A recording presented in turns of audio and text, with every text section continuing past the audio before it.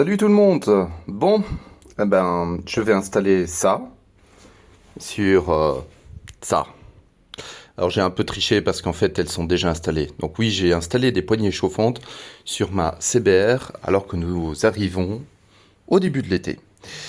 Parce qu'en fait, je les ai reçus. Je tiens à remercier mes amis Sarah et Ben qui m'ont offert des poignées chauffantes pour ma CBR, puisque sur la moto, je ne les avais pas encore. Et donc, en fait, c'est la nouvelle génération en fait des poignées chauffantes Oxford. J'en ai déjà placé pas mal. J'aime beaucoup. Franchement, rapport qualité-prix qui fonctionne pas mal. La petite particularité, c'est ça.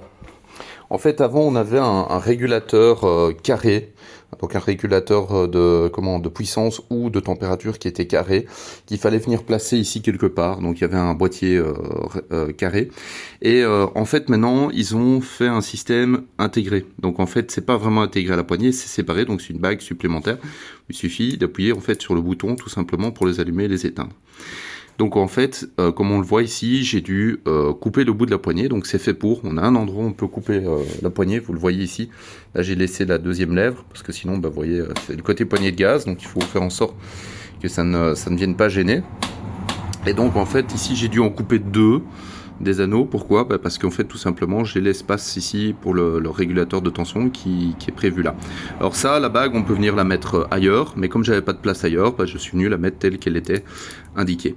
Alors, les poignées chauffantes, elles ne servent pas que en hiver, elles peuvent servir aussi en été, le matin, notamment très tôt, comme pour Sarah et moi, quand on prend la route avec nos machines, ou pas avec les machines d'essai, parce qu'on n'a pas toujours des poignées chauffantes, mais donc ça peut servir tôt le matin, ou par exemple quand il pleut, c'est toujours agréable aussi de pouvoir se réchauffer les mains, surtout quand on part avec des gants été. Voilà, bon, je vais continuer, je vais démonter maintenant le cache du réservoir.